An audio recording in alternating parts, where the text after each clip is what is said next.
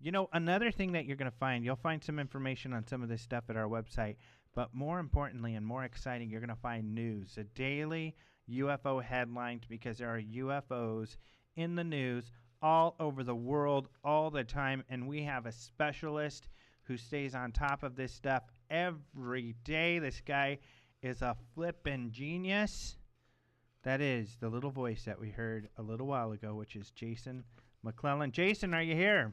I am Mr. Alejandro. Greetings and hello, everyone. This is your Open Minds News Brief for Monday, April 25th, 2011. A recent video shows what appeared to be a dead extraterrestrial partially buried in the Siberian snow. Two people walking near Irkutsk, Russia, allegedly noticed the body and recorded it with a video camera. According to the Daily Mail, one of the witnesses stated, "We couldn't believe it when we saw it." The Daily Mail also pointed out that the area surrounding the location of this body is a UFO hotspot where dozens of sightings are reported every year. The Telegraph, the Daily Mail, and other media outlets were sure to point out that many had dismissed the dead alien video as an elaborate hoax from the very start. But in response to the video, the Los Angeles Times, and I have to give the Times credit here, they don't usually respond. Most of the mainstream media jumps on these videos, and they're not very careful with holding back their excitement. But the Los Angeles Times actually carefully and wisely stated, "We cannot confirm any of these claims that this is real.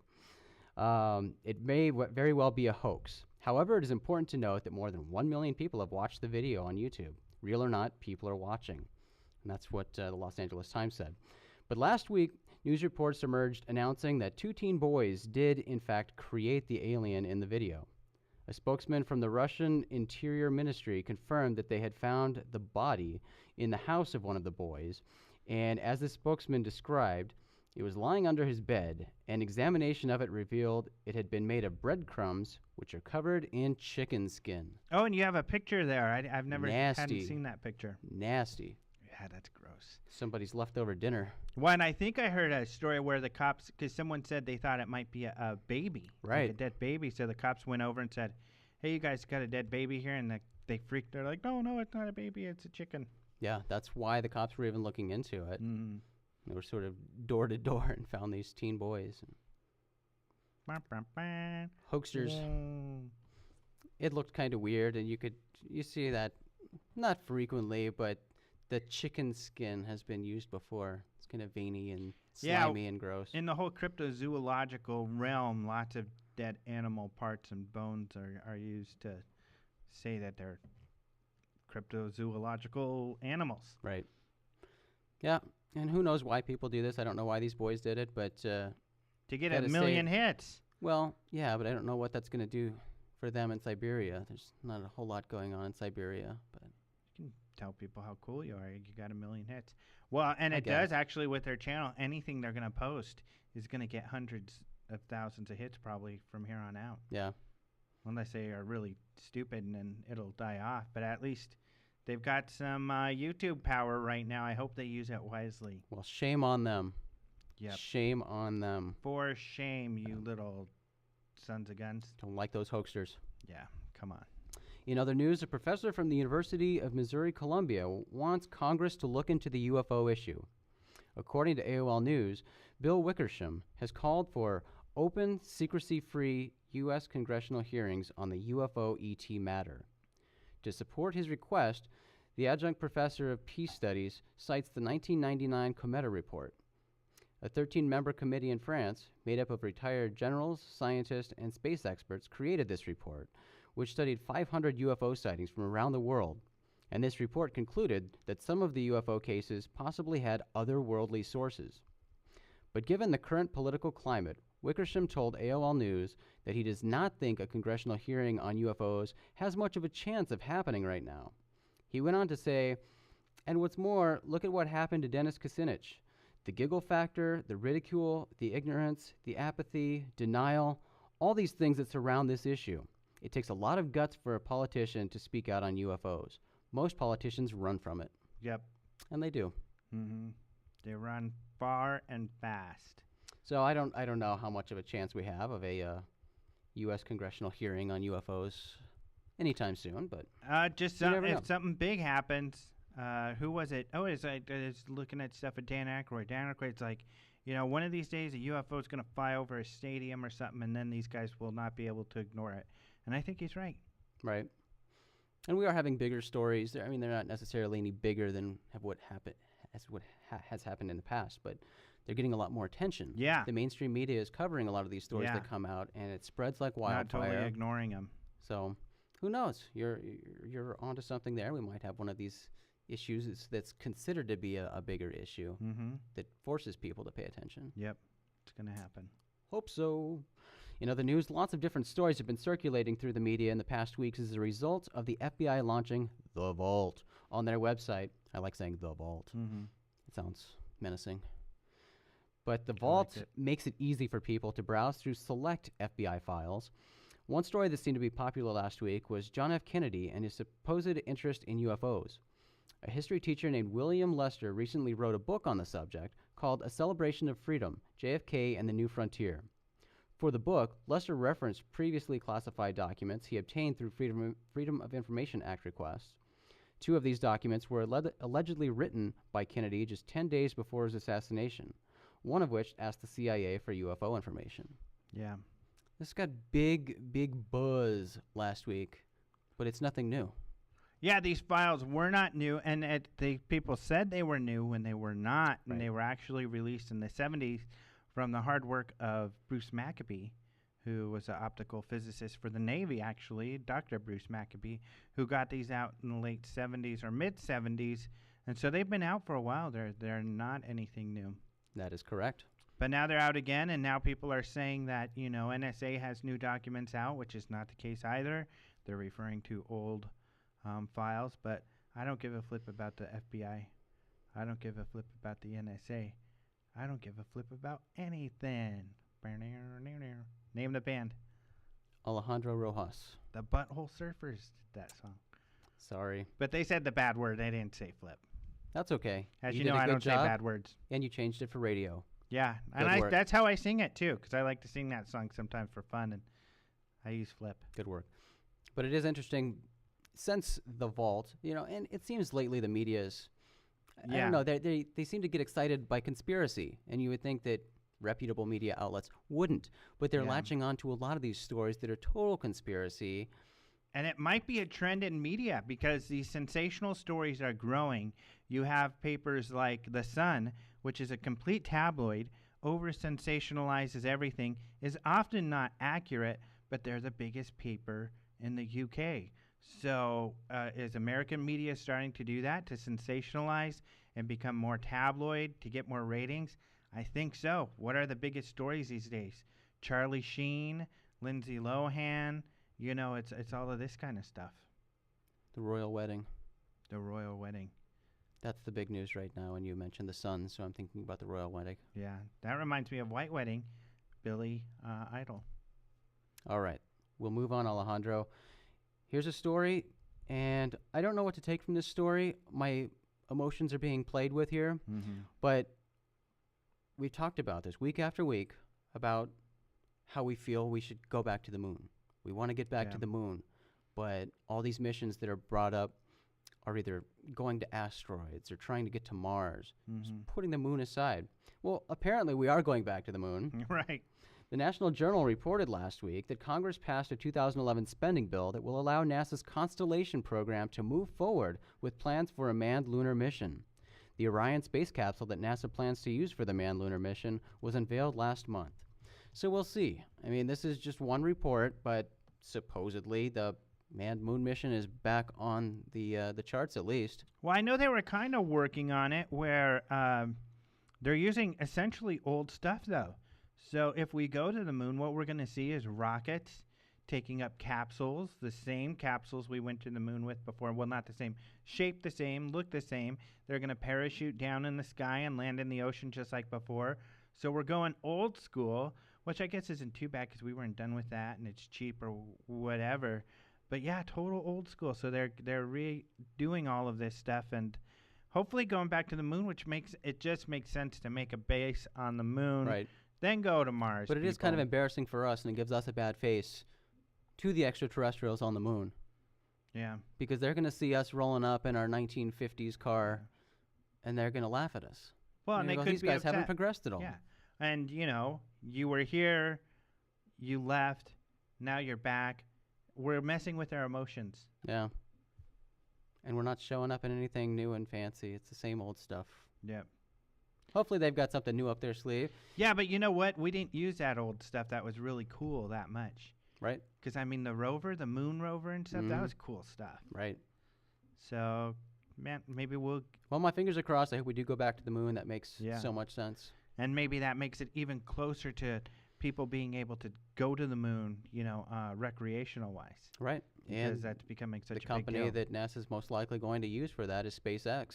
Yep. And the SpaceX rockets. Yep. And SpaceX is working to help propel space tourism as well. So we can go there too, my friend, and we'll go there and see what the NASA guys are doing. In other NASA news, NASA scientists recently discovered an underground dry ice lake containing more carbon dioxide than was originally thought to exist. The underground dry ice deposit is roughly the size of Lake Superior. Scientists suspect that some of this carbon dioxide was once in Mars's atmosphere, making it denser. Scientists were able to locate the dry ice lake by using ground-penetrating radar from the Mars Reconnaissance Orbiter. Wow. So they found these dry ice lakes before on Mars, but this one's the biggest. This is just like the movie that made the guy governor, Schwarzenegger. I think it was because of this movie. That's why he's the one where he goes to Mars and Well, you don't know if he actually put goes those to Mars. heaters. Oh yeah, that's in question. They put those heaters in the carbon dioxide lakes, Right. which go into the atmosphere and which changes the atmosphere. When his face, he's all, "Argh!" and his face is gonna explode. And luckily, the carbon dioxide got in the sky enough, and he saved his life. I think they're actually remaking that movie too, which is a shame. What is the movie? They're remaking a lot of his movies. I always forget the name of that movie. It's actually Total one of my Recall. Yes, Total Recall. Got it. They're remaking some of the Conan the Barbarian. Mm-hmm. They're going back. I don't think you can remake an Arnold Schwarzenegger Yeah, movie. there's lots of stuff. You do something new, people. Come No, on. people are be out of ideas. creative. Nobody has an original thought. I could come up with some good ideas. I always do. Driving to work, I'm always thinking that'd be a great movie and be crazy and fun. And I am too, but it's a prerequisite to be in Hollywood. You can't have an original idea. yeah, I think you're right. Yep. But this whole terraforming the moon type of stuff, it's interesting that these sci-fi type of things come up in real life. Mm-hmm. More chances for life in Mars. Well, we'll see more of that. Yep. Because we are the future, Alejandro. I think you're we've right. reached the future that was portrayed in those movies. Whitney Houston said the children are the future, and we're the children that have now grown up. Then she was right. Yep. Excellent. Here's something I wanted to bring up. Suzanne Taylor, who we've had as a guest on the show before, she has a movie called What on Earth. Received a nice little write-up in the New York Times last week. The movie that explores the crop circle phenomenon premiered on Friday at New York's Quad Cinema, and it's running through this week till Thursday, I believe. Yeah, pretty cool. New York Times. I was so shocked. That was wonderful to see that. Yeah, it's good to see she got it, and it was They were cool about it too. They they weren't were- making fun of her, the movie. Right. Yeah, those write-ups are they're supposed to be informational, but most of the time they go into opinion too, and they kind of Especially with UFO stuff and absolutely. everything. But they actually did a very nice job with it, and it's cool to see that she's got it running in a theater in New York for a week. So Yep. hopefully it's received well. It's a good movie. So Mhm. We talk about the movie in our crop circle issue, and in our last one. Antonio Right. did a review. that's right. But that crop circle issue we had was phenomenal. It was great. I liked it. It's Pretty very pictures. visual. Yeah. An Irish astronomer claims to have successfully tracked UFOs as they fly around the Earth. Eamon Ansbro has researched UFOs for the past 20 years, and not only has he seen UFOs, but through his observations, Ansbro has concluded that they follow defined flight paths around the Earth. He has a camera array consisting of 11 different cameras set up in his hometown of Boyle that have enabled him to conduct his research. This array monitors the entire sky all day and all night, recording anything that moves. The compilation of data from these cameras is what led Ansbro to his conclusion that UFOs are circling the Earth. According to IrishCentral.com, Ansbro explains, when you take all that data and apply it to this theory, we have found that it fits within the computerized time graphs and that we can predict when future sightings will occur, and we have found that it has happened in Boyle. Ansbro, who is a member of a group called OSETI, which is the optical search for extraterrestrial intelligence, wants to establish a UFO center in his hometown of Boyle, citing the potential for tourism. I feel derelict in my duties because I've seen this headline, but I hadn't read the story and checked up on it. And it sounds so interesting. And now that you're talking about it, I feel bad I didn't research it some more. So what do you think, since you've looked into it? I'm not sure. You know, he's got this camera array. I haven't seen the data, his actual data. But the first thing that pops into my mind would be satellites. Yeah. Something following a defined path that's always coming around at the same time. And the hard part is there's no doubt. Well, you know, our country doesn't like to follow established rules, Right. so we're going to have satellites wherever we want to have satellites, and nobody's going to stop us. Not that I agree that we don't follow with these rules, but that's kind of the American way, right? So, yeah, he would not know about secret satellites. Not only that, our secret Air Force space plane that was flying around, unmanned thing that we just found out about Right. as far as the public. So there's a lot of stuff up there, true, that could be ours or other. However, somebody who's got this huge array, and I don't know what his situation is, but I've seen pictures with him having access. I don't know if they're his, but he has access to some pretty powerful telescopes. He's an astronomer.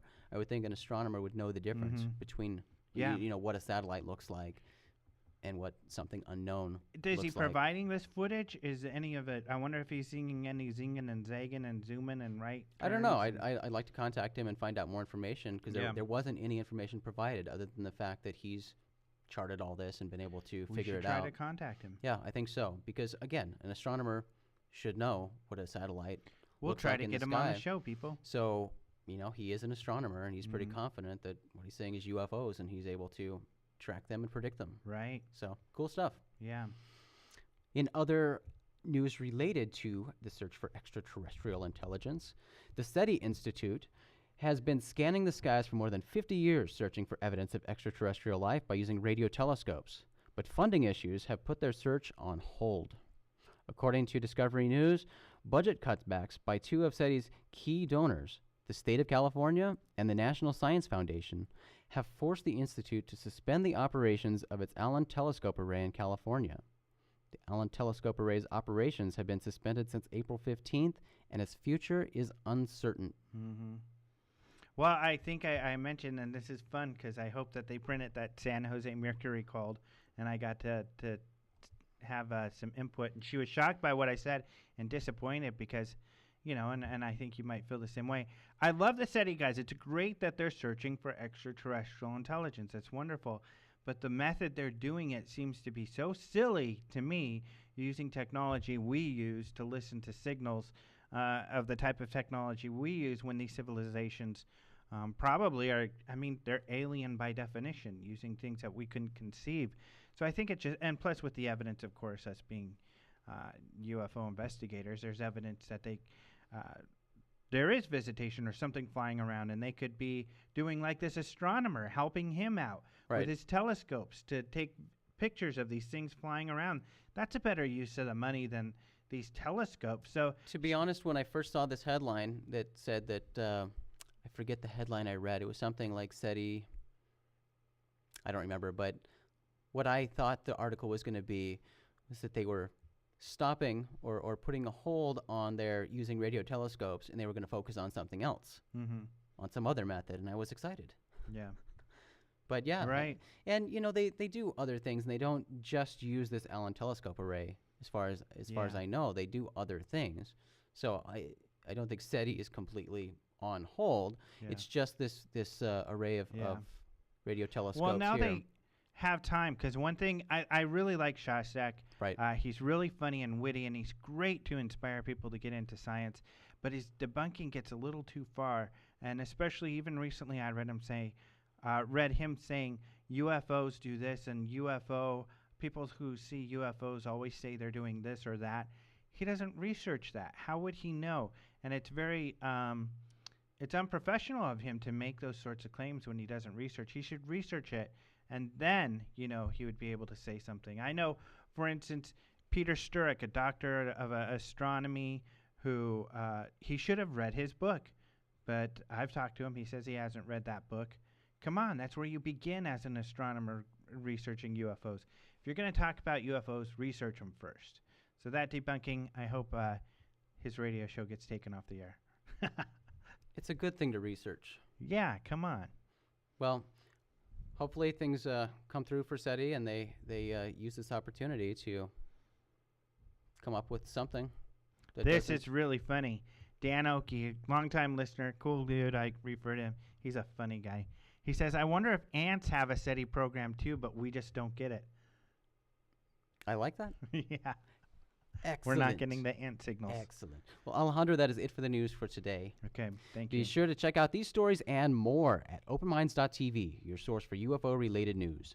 I'm your Open Minds news correspondent, Jason McClellan, and you've been briefed. Back to you, Alejandro. Thank you, Jason.